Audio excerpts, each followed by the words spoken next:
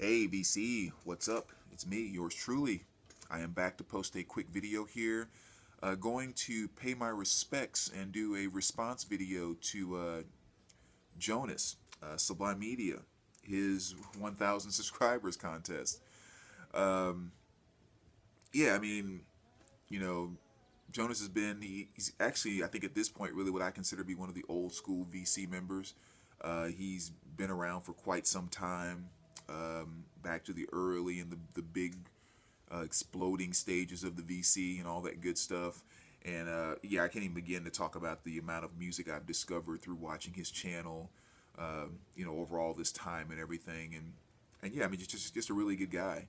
I know over the past few years or whatever, I haven't been as active in the VC, but I watch videos on a regular basis and don't maybe comment or jump into discussions as much. But he's definitely one that I've always checked out, and like I said, I've just discovered so much music through his channel. So yeah, man, definitely have to jump on board and do a response to your 1,000 subscribers contest. And let me just kind of jump right into it. He had a great simple question, which was nice. And it was more or less how he talked about in Sweden, one of the things that they don't do, I guess it's not part of the culture overall, like this show off type of thing. And so basically he was asking us to do is just kind of, show off some stuff in our collection, stuff that we just really kind of value and that type of thing. And of course, always equate that to grails. That's kind of a word that we use a lot as vinyl collectors. And the one thing I've always kind of said about a grail is that there's a number of different forms of grail. There could be, a grail based on value, a grail based on rarity, and then also just a grail based on, it's not maybe that valuable, it's not, just so rare, but maybe it's taken me 6 years or 7 years to actually find a decent copy of this $9 album. And that is a grail within that collection. So the definition of grail kind of varies from collection to collection in my mind.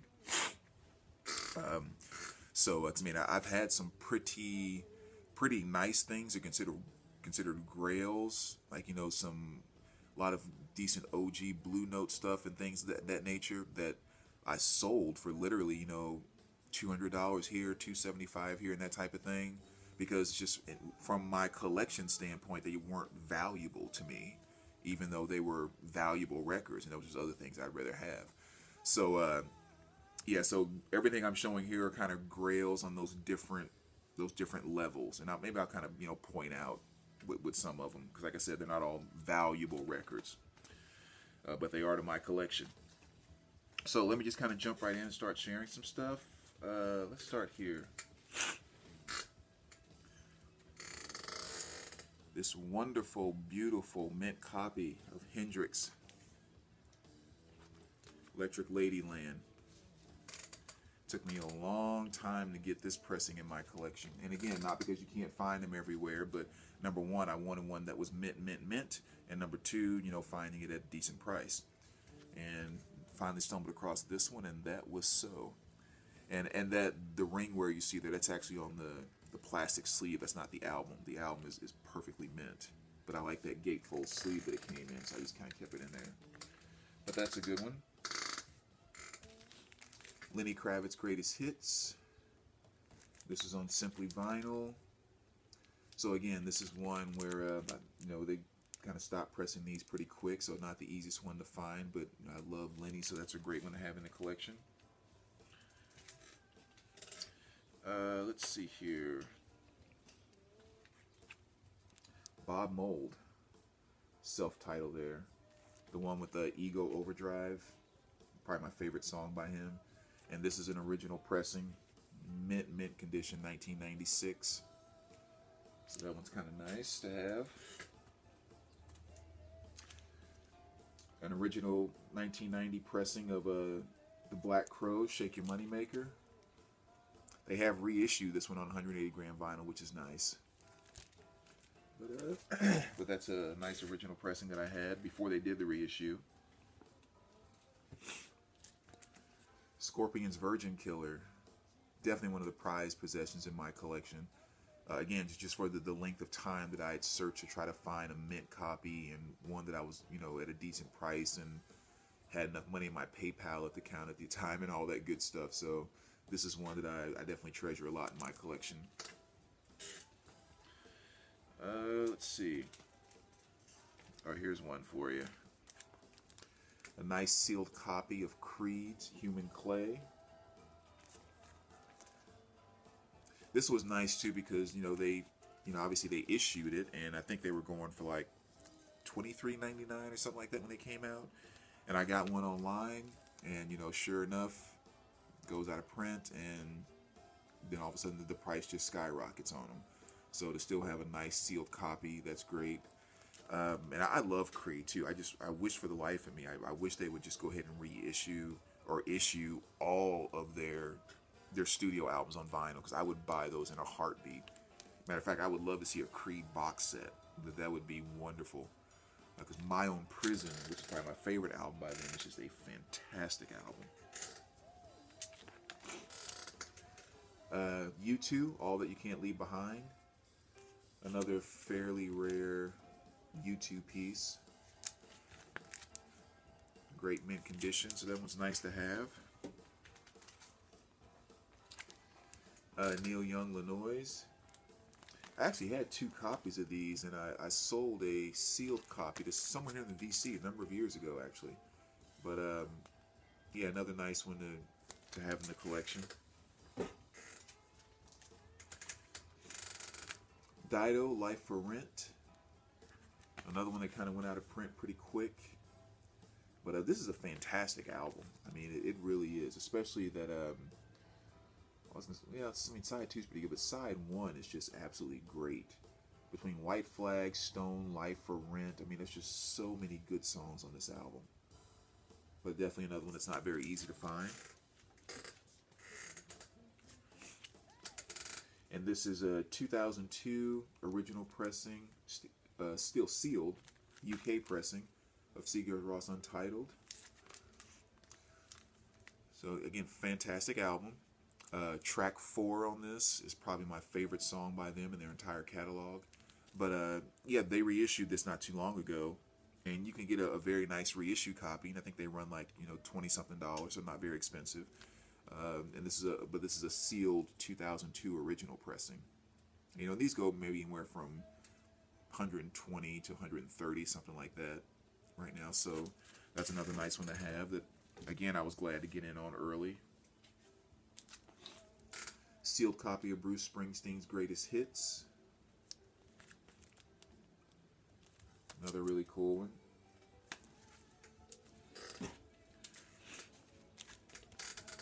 Las Vegas, another one I'm really happy to have in my collection. This is a promo pressing, as you can see there, by the sticker at the top. And one thing that really makes this cool too is not only is it, you know, I think the last time I looked this up online, there were a couple of them that were going for like, you know, $60, $70 range, somewhere in there. So not, you know, anything crazy.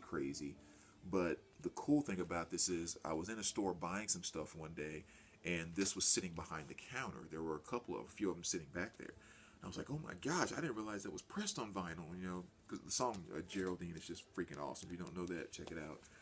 But I asked the guy how much they were, and he's like, well, they're not for sale. They're just part of a promotion thing that we're doing with blah, blah, blah. I'm like, oh man, I freaking love that album so much. I cannot believe it. It's like, do you think they're going to get any for sale? Or he's like, no, as far as I know, it's just a promotional thing, and then they're not for sale. So I was like, well, that kind of sucks. And I guess he saw the amount of my disappointment, because he goes, I'm sure we'll probably have a few of these left over. Here, I'll just give you one, and just gave it to me for free. And I was like, oh. So that just makes having this one even that much sweeter. But if you're not familiar with the band, like I said, Geraldine, check out that song. Very, very cool stuff. Smashing Pumpkins, of course. Melancholy, Infinite Sadness. You guys all know about that one. 3 LP set. Some more Bruce, Ghost of Tom Joad. Another very nice pressing of that.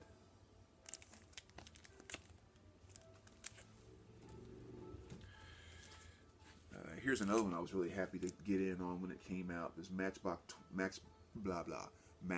20, Exile on Mainstream. Just kind of a 2 LP greatest hits, you can see with the track listing there. But this came out a number of years ago, and so I got one right when it came out. I saw it online. I think it was like $24.99 or something like that. But again, stopped pressing them pretty fast, and you look online now, and they're easily going from 150 plus. So again, definitely glad that I was able to hop on that early. Van Halen Balance. When you're just walking through a store, not really planning on buying anything, and then you end up stumbling across a mint copy of this for only $9. So I picked that up fast. And I've had luck with this album, because there was another time I was walking through a store and I came across a sealed copy of it for $14.99. I was like, holy cow. And at first I thought maybe it was a reissue I didn't know about, but then I looked at it, it's like, no, that's hasn't been reissued. So I picked that one up and sold it on eBay and got some other stuff. So, but definitely another great one to have in the collection. Some more Lenny. And this is the self-titled Lenny. This was another cool pickup too, because I didn't even know they had issued this on vinyl, and I saw it on a website where I bought some stuff before, so I knew the website was legit. But I was like, that must be a mistake. They must have listed a CD. But I was like, no, it's listed as vinyl. There's a little difference in price between the CDs they're selling and blah, blah, blah. I was like, screw it, I'm going to take a chance, because if it is, and sure enough, the record popped up, and I was like, yes. It's definitely one of my favorite Lenny albums right there. So this is not one that you stumble across every day at all either. So definitely love that one. Lucinda Williams live at the Fillmore. Very beautiful 3 LP set. Very happy to have that one in my collection. Excuse me, kind of have the sniffles today. Oh, and one of my grand pieces here, Danzig. As you can see here, just a beautifully mint promo copy. And the thing I always remember about this album, found it in a store of all places. And this is a store that I go to somewhat regularly, as I used to. It's kind of a long store, and on a wall towards the kind of the center back is where they'll put maybe newer things that come in that are, you know, just not your average $10 record or something like this. So I remember when I walked in the store and I saw it back, because, you know, you can recognize this cover from a mile away, and I saw it back there, and I was like, oh. And I'm trying to like run my way back to it, and I'll never forget for like that 10 or 15 seconds that it took for me to get to that, to actually grab this off the shelf. I just knew in my heart of hearts that someone was going to walk and step right in front of me and just grab it before I made it over that wall. That was like the most nerve-wracking 15 seconds ever. So every time I see this cover, it makes me think about finding it that day. But again, like I said, just a beautiful promo copy of that. Little System of the Down, Toxicity. That was a great $7 find.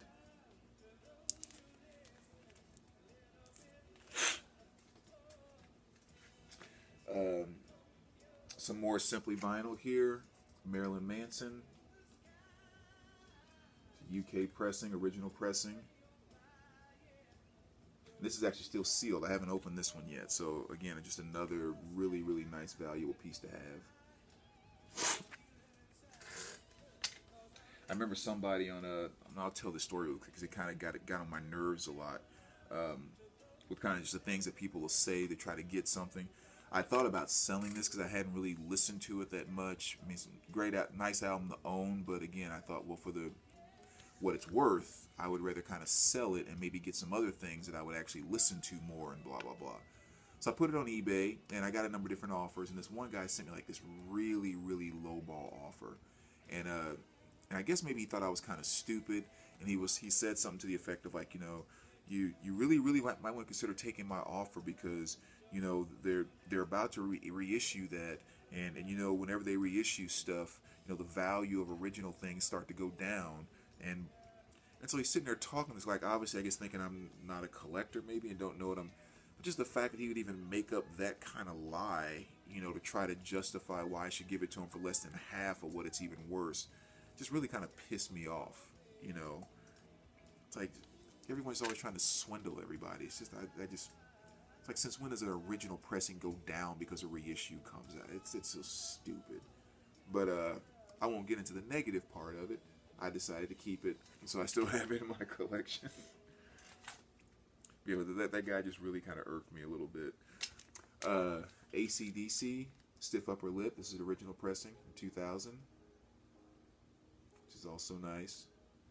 And they have reissued this one a couple of times over, so that's nice too.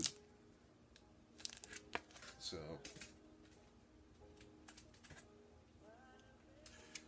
Black Sabbath Dehumanizer. Again, another one I was so happy to get on when it first came out.